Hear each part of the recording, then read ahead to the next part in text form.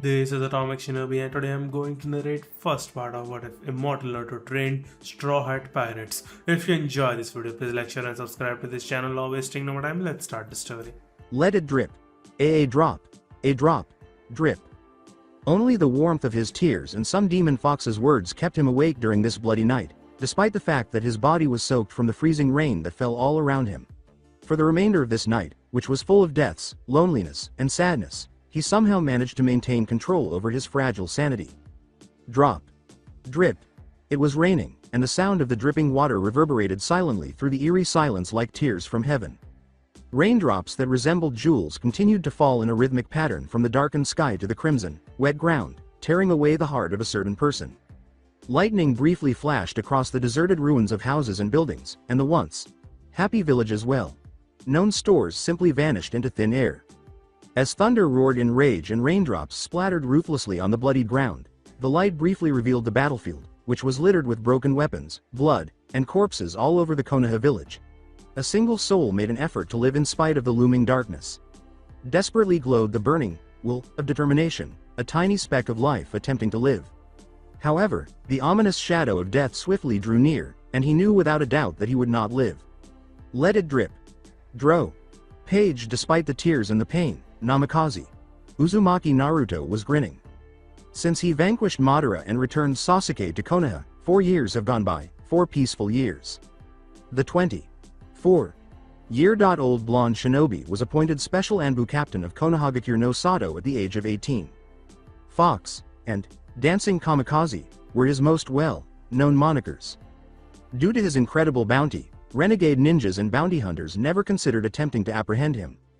Every citizen and ninja was in awe of the limitless amount of money.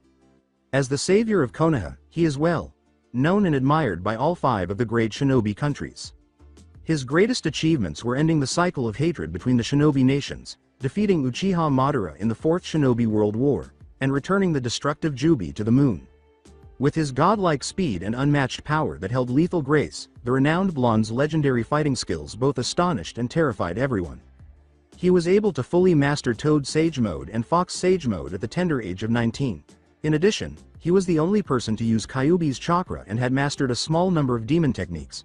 Proud son of Uzumaki Kushina, a devoted mother who also rescued the Konohagakure no Sato from Madara's malevolent plans with Kyuubi, and Namikaze Minato, the Yondaime Hokage and the village hero. However, Naruto is now lying in the streets of Konohagakure, a once proud village, slumped against the wall of what used to be a school, with blood accumulating around him that appears to be more than the typical human body could hold. Was he human at all? Naruto laughed bitterly to himself before coughing violently and splattering his hands with blood. He slowly placed his hand next to his shattered body while gazing at the rich red wine color. Everywhere you looked on Konoha no Sato's grounds, craters were visible. Additionally, the Hokage Tower and the homes were demolished. In addition to the thousands of corpses that lay in the streets with their blood dripping into the ground from the rain, it nearly appeared as though a hurricane had just passed through the village. Their body was a mass of rotten flesh that no longer even resembled a human. And such cruelty can only be committed by a true monster. Speak of the devil. Coo. Everything burst into vivid red, and the presence in front of him was blasted with a suffocating amount of murderous intent. As Naruto heard the familiar, repulsive laughter, he experienced feelings of hatred, anger, and burning raw retaliation. It was merely the sound of amusement, like those insane and crazed scientists who take pleasure in witnessing people's suffering and demise, rather than a genuine laugh. The purpose of the sound was to let the listeners know that they were completely outmatched and that their adversary didn't even think it was worth the trouble to laugh at their futile attempts. To inform them that, like their friends, their people, and perhaps even hundreds, thousands, or more, they too would soon pass away. At the feet of Sasuke, no Orochimaru, lying shattered and vanquished, because of his own avarice and ambition, the man who is to blame for this tragedy killed thousands of people. In order to glare at the ruthless eyes that were sparkling with laughter as they peered down at him from Sasuke's face, Naruto slowly raised his head out of the mud, spitting blood from his swollen lips and pushing his blonde hair, once as lovely as a brilliant sunlight but now crimson red from blood, away from his face. Orochimaru. Naruto spat angrily at the insane scientist who had complete control over his brother's body. The snake laughed in amusement and narrowed his slitted golden eyes in evident distaste. You're still alive, Naruto-kun. Why don't you just give up and stay quiet? That way I can make your death less painful. Naruto clenched his jaw and a reddish chakra flashed around him. Sasuke had more nightmares about Orochimaru in his body than he could have ever imagined. He tried to avoid the harsh reality that Orochimaru would soon seize control of Sasuke, even though he knew this would have happened. The nightmare he was aware of. It's possible that the 4 years of unending tranquility in Konoha helped him forget the terrible struggles and loneliness of his terrible upbringing. In the end, he was merely a coward who was unable to face the harsh reality.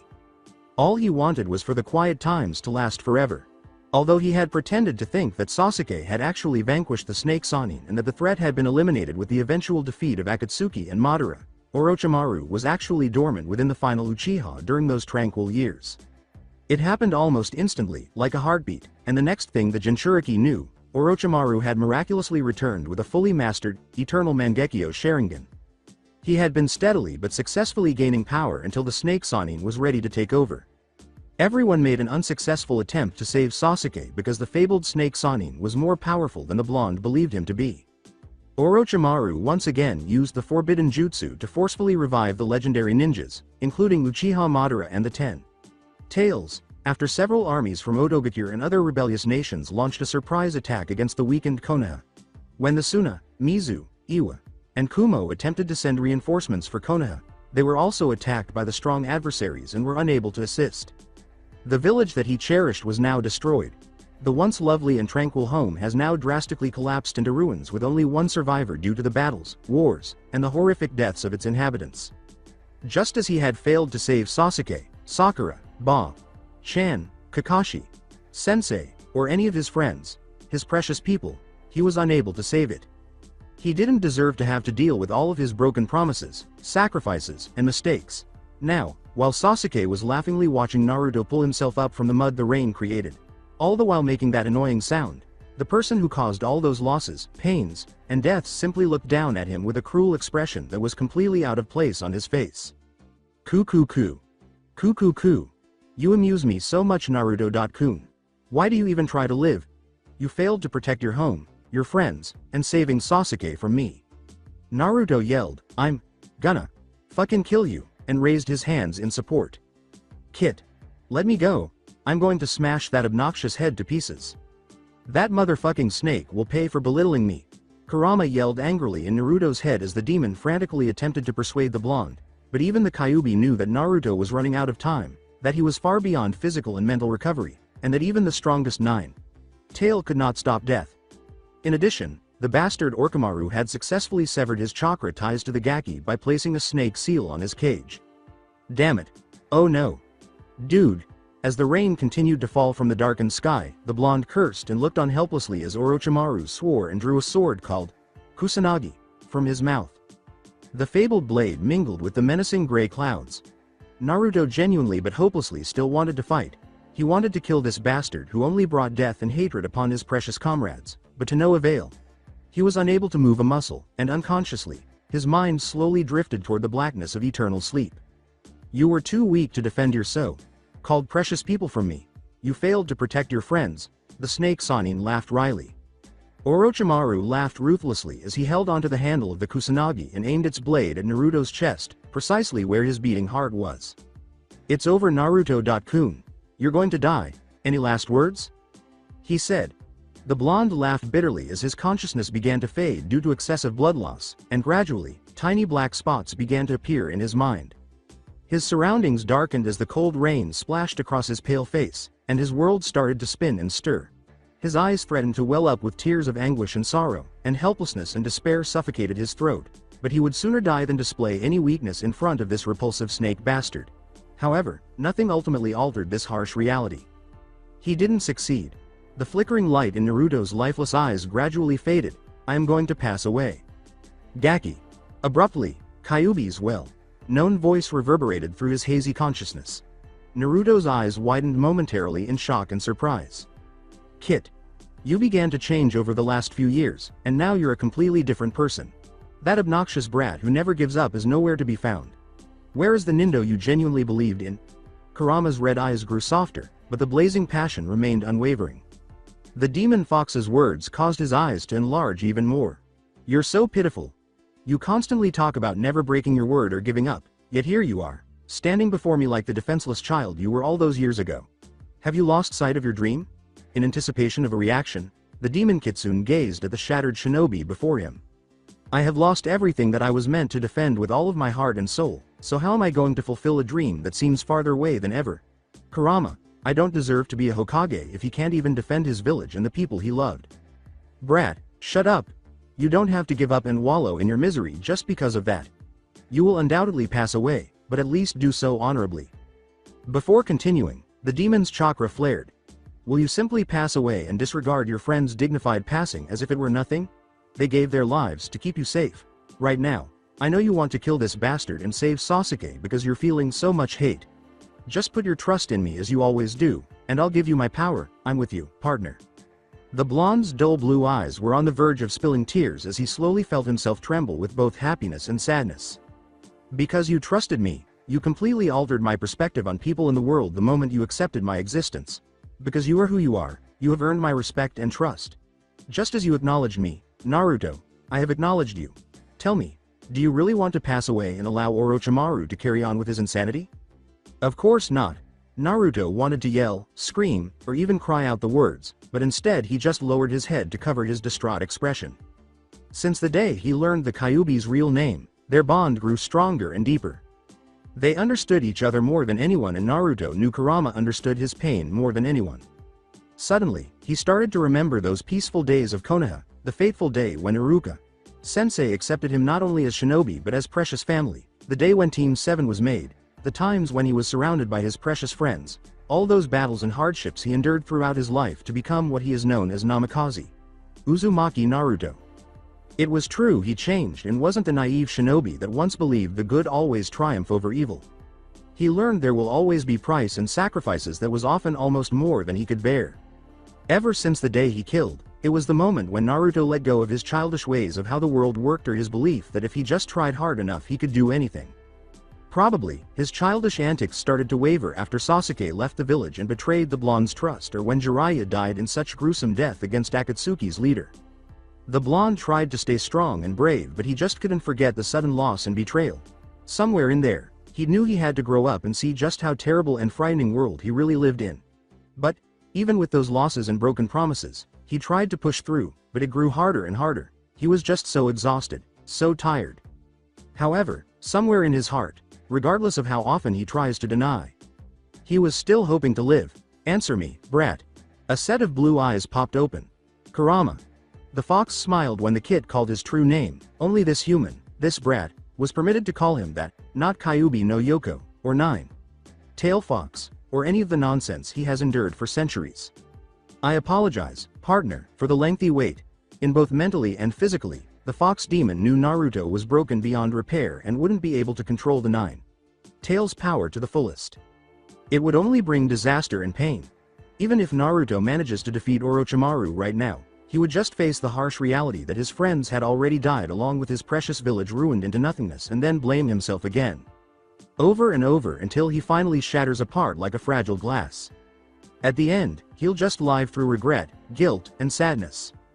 Kurama, Kyuubi, was a demon, one of the most powerful demon out of others, massive hate and anger, yet this unique blonde shinobi changed him.